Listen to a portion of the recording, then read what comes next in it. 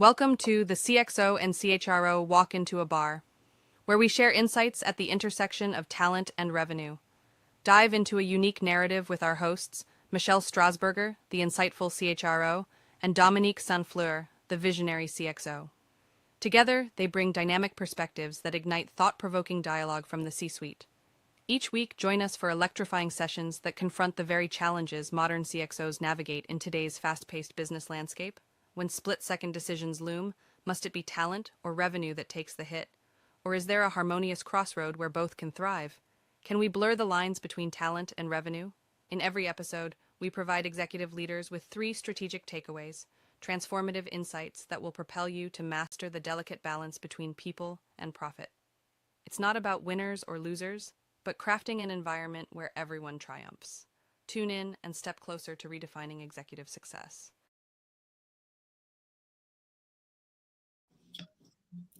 Hello. I'm so excited. We are here, and there's 3 of us today. There we go. Michelle got sick of me, so she brought some backup with this. Backup. I'm happy to be here. I brought my coffee. It's going to be a fun time. So we are joined today by a good friend and fellow HR and benefits broker, Hasina Anderson. Hi, everyone. Welcome to the bar. We're talking today about benefit strategies, and really for the modern workplace. And I'm excited that we're talking about this because we always seem to be like, just like with HR stuff, benefits seem to be a reactive thing. And it's like, how do we get ahead? Every year we're talking about how do we get ahead of the cost of benefits? How do we just get ahead of costs? And we're always like ripping our benefits apart to just save a little bit. And we're just taking things away from employees. And I remember going back a few years ago when I was in corporate and saying to the broker, this was like pre-COVID, so it was more than a few years ago now, saying to our broker, like, I want a strategic plan. I want like a strategic benefits plan. He looked at me like I was crazy. And like, I want like a 5-year plan on benefits. I want like something where we can say in 5 years, this is where we want to be. And I'd love to have a plan where like in 5 years, our employees actually like are not paying for medical benefits. Like we've got a plan where employee benefits are free. And maybe they're like, if they want spouse benefits, like they pay for that, or like, there's other things. And we're offering the benefits we want to offer our employees, that we have great benefits and we're attracting good talent. And he was like, what world do you live in, Michelle? Right? Benefits are so expensive. And in 5 years from now, they're going to be even more expensive. Mm-hmm. And it's always this race to go like out to market and who can give us the best rates. And we're always changing. One year we're with Harvard Pilgrim, and the next year we're with Blue Cross, and the next year we're with this other one. And employees are like, oh, I have to change my provider. I have to find a new doctor. And so it's a whole thing. It's a thing. And HR professionals dread it. Employees dread it. Like, how much is it going to cost this year? So it is. It's the dreaded conversation. But first, let me start by saying you're not crazy. You definitely should have strategy, right? I like to say a 3-year strategy, but a 3 to 5 year strategy is ideal because it's so true. You're going to be in this vicious cycle. So what does it look like? What does it mean? And really at the end of the day, it's really just understanding the risk that you guys want to take on and educating yourself. So that's part of the strategy of like, do we want to continue in this fully insured environment where that's everything that you just said? Because benefits, it's the second highest spend right after payroll, right? So what does cost containment look like? And so now you have to think about the alternative funding solutions. And so they are there to help with that discussion. So you're not surprised or you're being reactive based on your role every year. Before we jump into things, I'm going to be the slows us down. Hasina, we want to learn more about you. Michelle, feel free to intro us, but as quickly as possible. Hasina, let's get a full intro background on you, and then let's dive in into What this are you talking convo. about? We're diving in like we're at the beach, I right love it. behind I me. love it. Michelle, quickly, did you want to introduce yourself? I'll intro myself. So and then I'm we'll- Michelle Strasburger. I'm the CEO of HR Rebooted. We work with organizations to build intentional cultures to help them scale without losing their soul. I'm Dominic St. Fleur. I'm the CEO of VentureMark. We built software and a process as a smoke detector to execution risk, really serves early warning signs around the workforce that may disrupt execution. So we're here to help. Hasina, let's turn it to you. Please. Yeah, What about I'm you? Hasina Anderson. I'm partner at USI Insurance Services. I'm one of their employee benefits consultants. I work mid-market. I'm just here to share the gems on all things benefits, people, and culture. Love it. Love it. I think, Hasina, I think we already touched on it a little bit, but let's get back right into it. What are you seeing, with this benefits renewal cycle?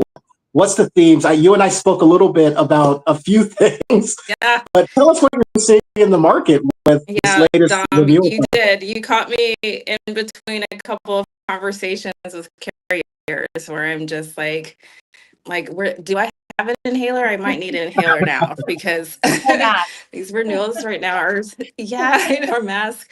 It's brutal out there right now, but it's also not a surprise. But the surprise, or it's more of like a sticker shock price, right? Because you're just like, oh, the increase is double than what I thought it would be, just given the market. And underwriters are just really, really being tight right now too to say like, well, what type of claims are there, even if you're in a fully insured environment. They are looking underneath the hood a little bit, and you're gonna feel some of those renewal increases. Many of these claims are creeping north of 75K. Wow. And we can't expect next year to be any different. I mean, we can't expect it to go the opposite way. Yeah, I would love if that could be the case. But I think there's just been a trend when you just look at the trend overall. Just healthcare costs have just continued to climb and rise every single year. Yeah. And so if I am a leader at a, we are going through this benefits renewal, we find out that costs with benefits are increasing 20+% on us. We can't, it's a little bit too late for this year to do anything proactive.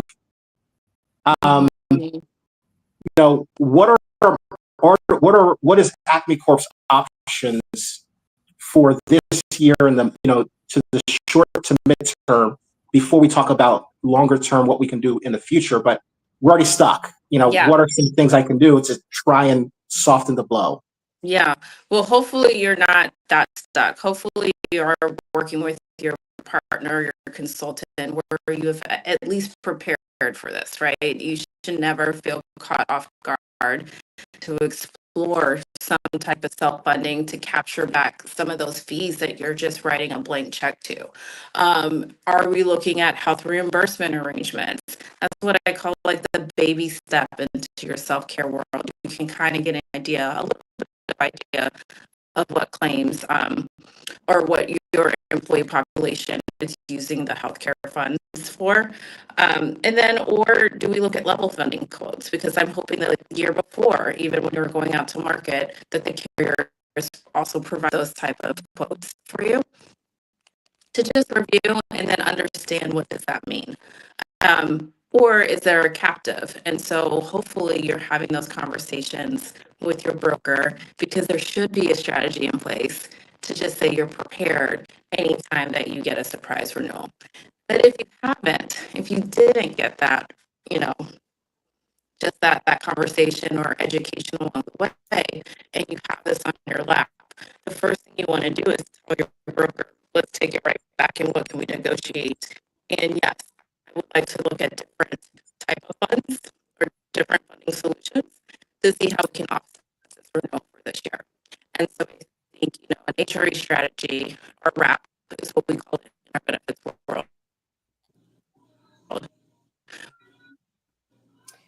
We're losing Hasina, but let's start with, I think those are great steps. If you are in a fully insured plan today, so you're buying off the shelf in those plans today, an HRA is a good way to dip your toe into starting to think about being self-insured or self-funded, meaning that you're starting to pay the claims. An HRA is where you, the employer, say, I'm going to start to pay for some of those claims. And so you would say, I'm going to pay for or put so much money into an account to pay for the employee's deductible or pay for certain claims.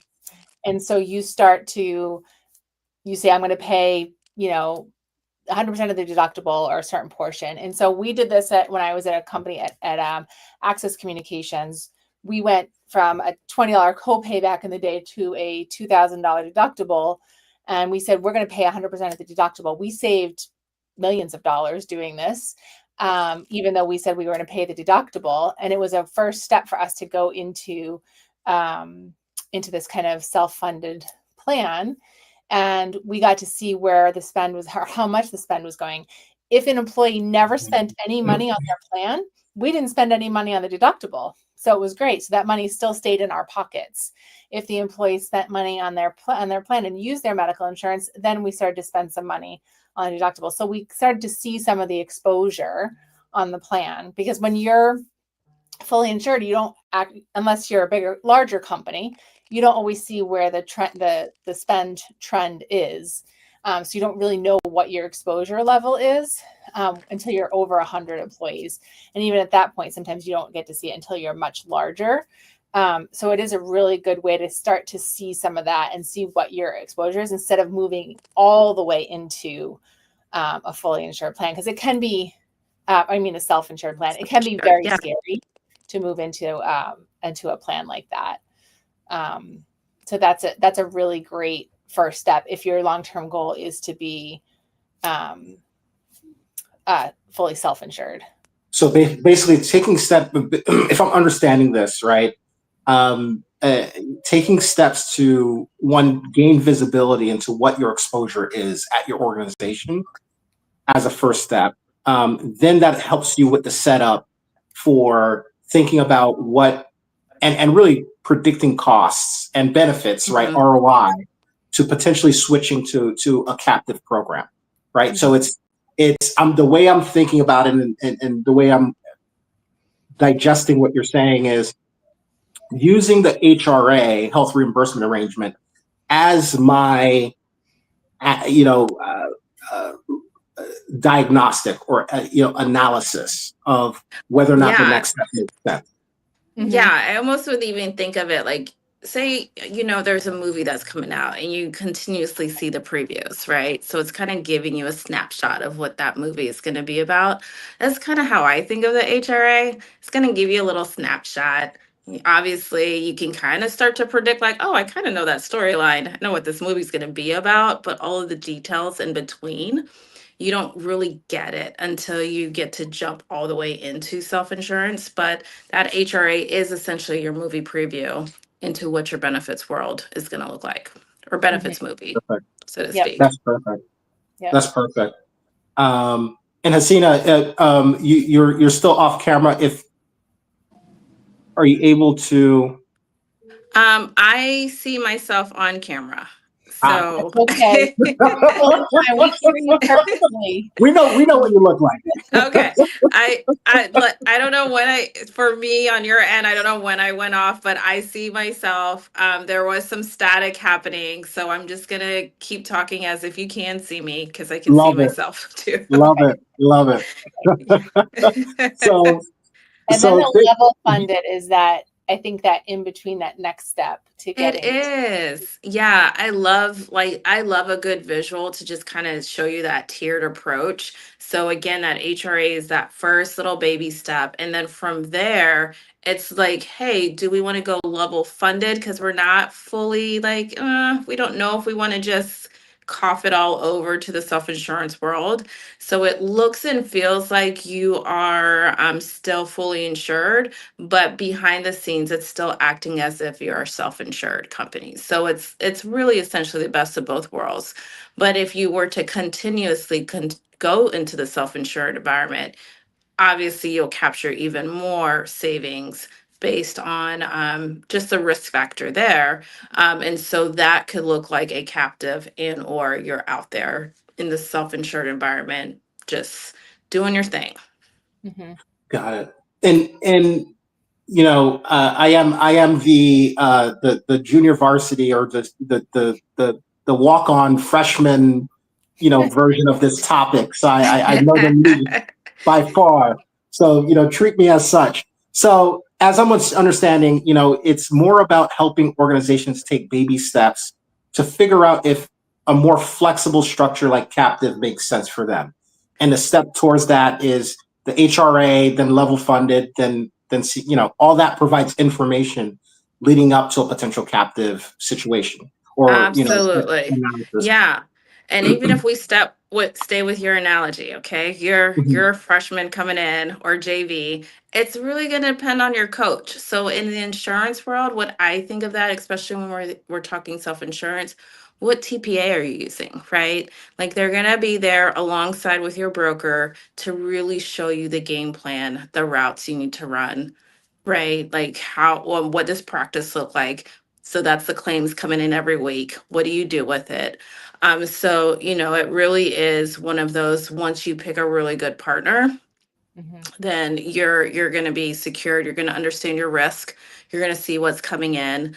You're going to put in a great stop loss insurance, right? So what, when we're talking budget, what the max is, what that looks like.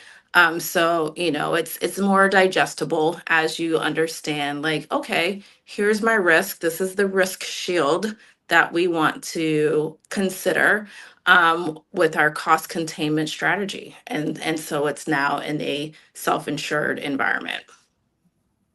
Am I So- back on camera? Because I'm talking with my hands at this You're point. not. Well, I have I have a mental image of you talking with your hands. So you could just Once the narrate. hands start going, that means I'm in my groove here. I am the same. I always joke that if I sit on my hands, I can't talk. Nothing. Right. Oh, Ooh, yeah, no, that's a good point, Michelle. I don't know if I can do that either.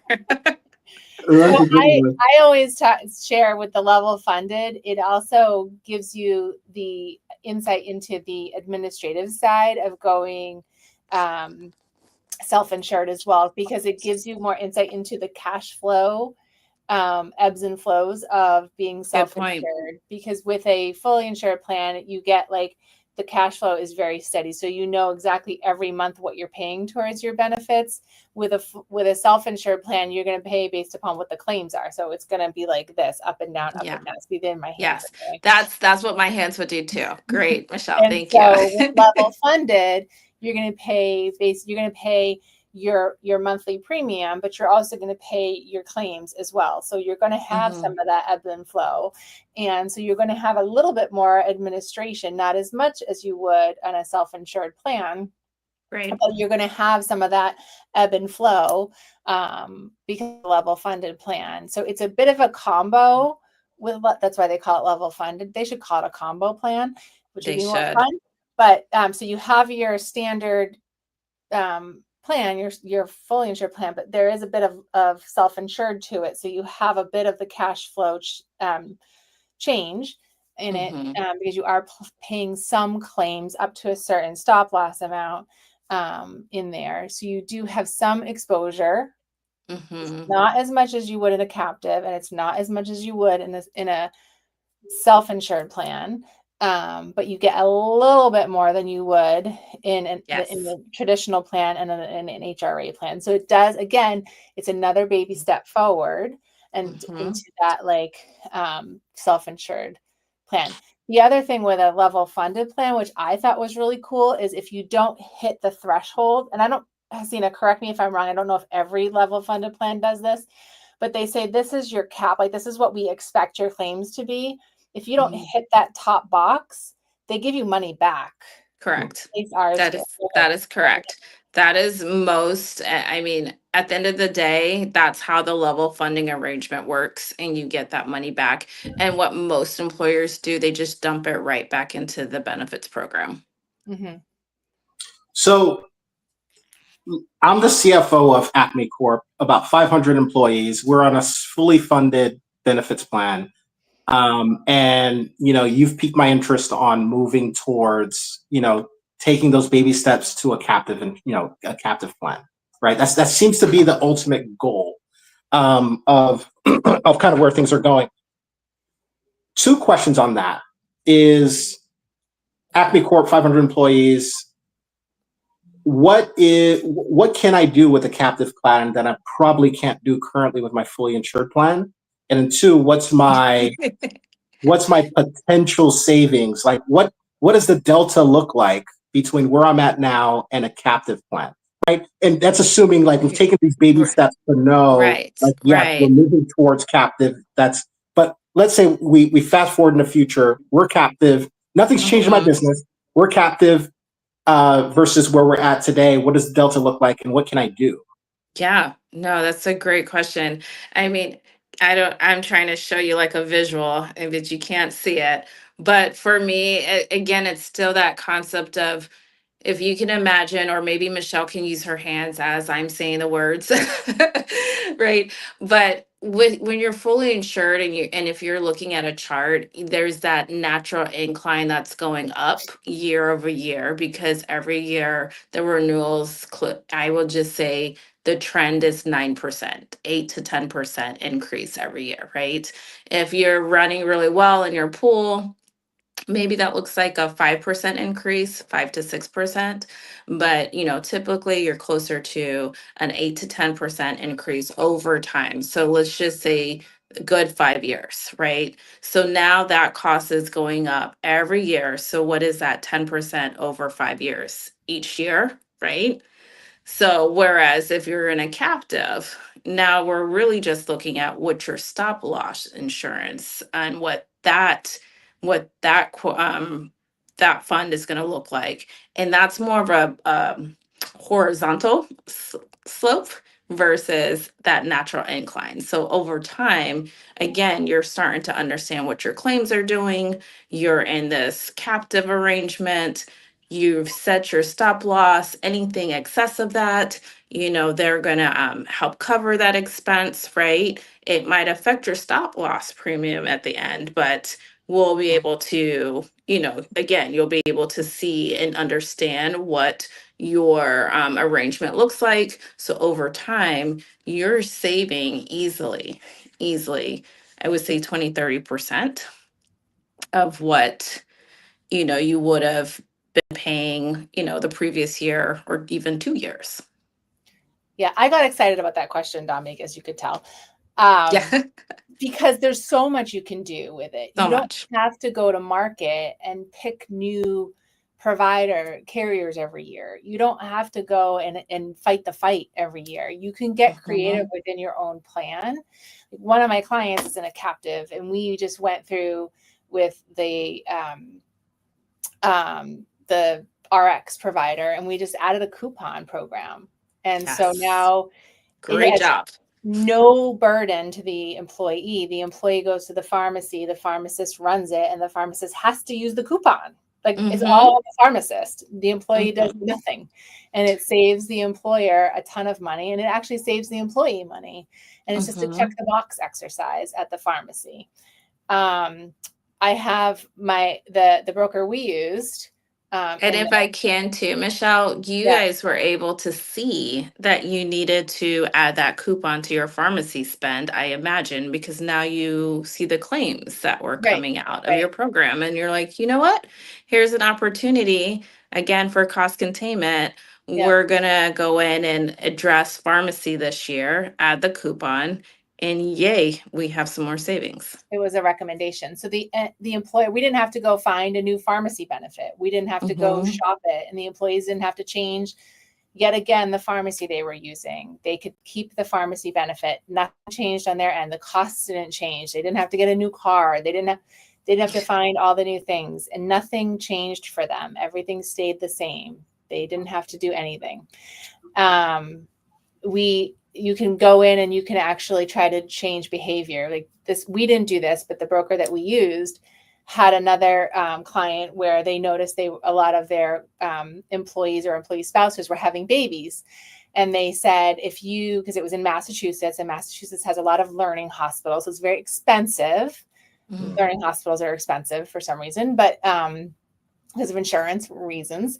So they said, if you go to tier 2 hospitals instead of these expensive tier 1 hospitals to have your babies, you'll get the same level of care, right? We don't want to diminish the care. You have the same level of care. We will buy you diapers for a whole year. Now, who wouldn't want diapers for a whole year? I mean, I would totally take diapers for a whole year. For Right. babies, 'cause you go through diapers a lot. Cost the company way less. The employees still got the same level of care, and they got free diapers for a whole year, right? There's so much you can do to drive spend down and give people the same level of care without having to like go shop the things and fight the fight every year for renewal when you have a captive, because you have access to like where your claim spend is, right? And you don't get discriminatory with it. You get creative and you say, okay, this is where our costs are. How do we get creative? People are having surgeries. Maybe we spend more, we put more incentives on chiropractic care.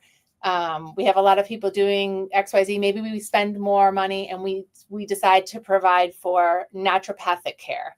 You can get much more creative in the benefits that you're offering because you have more control over the benefits you're offering versus buying stuff off the shelf. 100%. And Michelle, the story that you told also has a story in I it. worked in that company when I had kids. Right?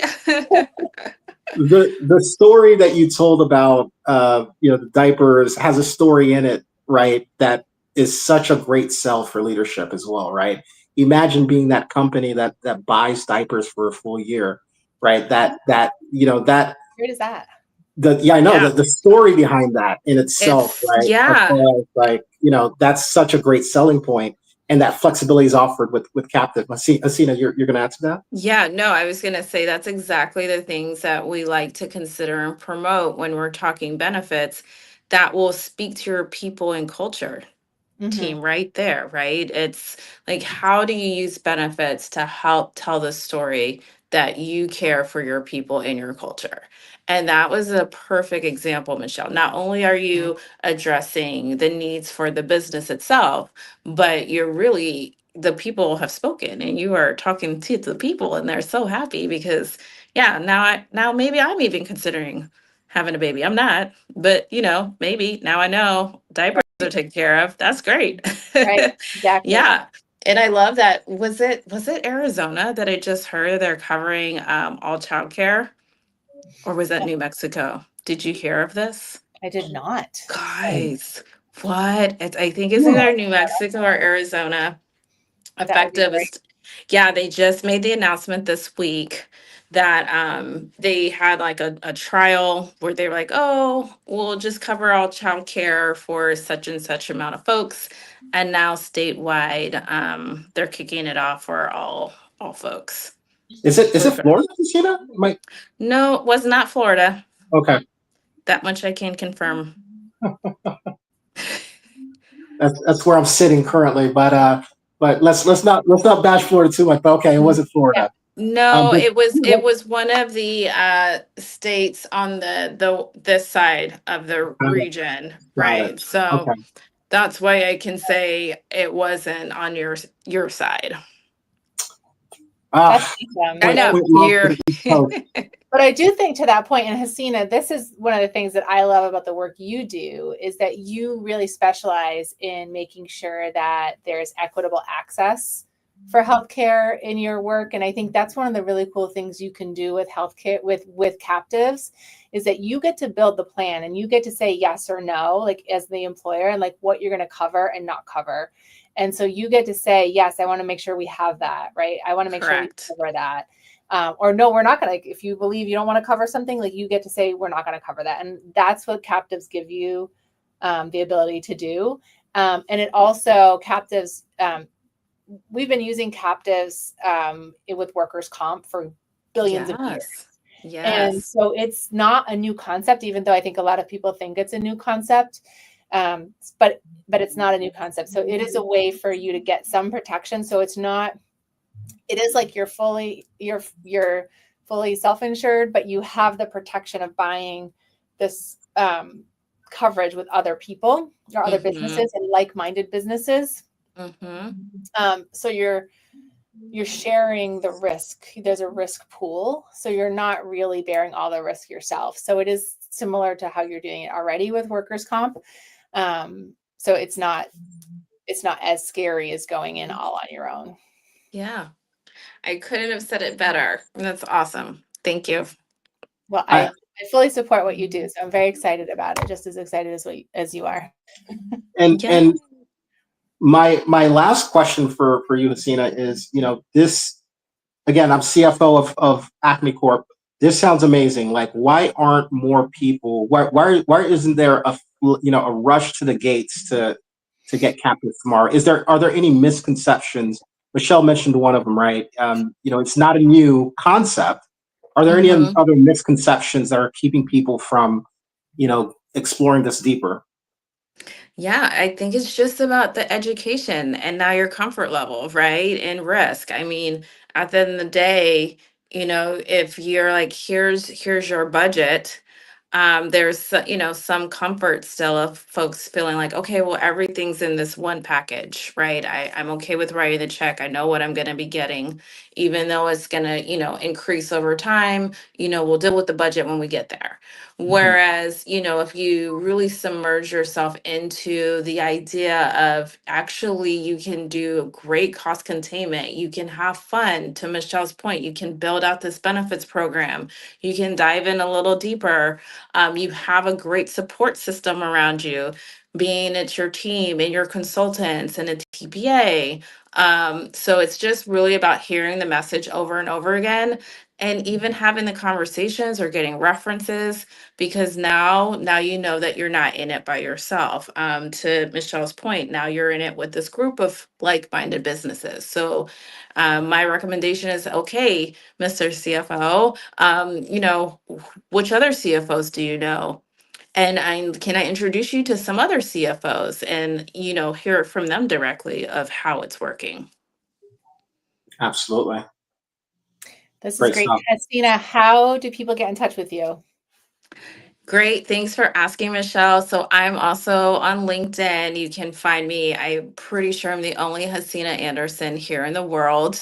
So you pull it up, you'll find me, Hasina, and then Anderson. And then you can reach me at USI. So my email address is just my name, Hasina.Anderson@USI.com. Reach out to me there and happy to assist you at any time. Any questions? No commitment. I just love to just share the gems in the benefits world, be a second pair of eyes on whatever you have going on your desk, and get you to the right people. Awesome. This has been great. We could talk about this all day. I think it truly is a strategy for long-term benefits. And it's sustainable for organizations instead of playing the reactive game every year. Yes, 100%. And I'm in it for the long haul, right? Like this is the fun part of it. I love to do strategy. So we need to make sure that we have more and more of these conversations and continue to share what others are doing, so we can just all be in it together. Well, thank you so much for joining us. I wish you the best during this renewal season. Hope you get. Thanks. I'm waving if anyone can see me. Thanks everyone for joining us. Until next week. Cheers. Cheers. You've just experienced another episode of The CXO and CHRO Walk into a Bar, where we share insights at the intersection of talent and revenue. Thank you for joining us. Please join us next week at noon Eastern for more strategic content to help you scale your business. You can follow us on LinkedIn and on YouTube for additional content or episodes you may have missed. The links will be in the comments section. If you'd like more information or to schedule time with Michelle or Dominique, follow the link in the comments section to book time on their calendar. Until next week, cheers.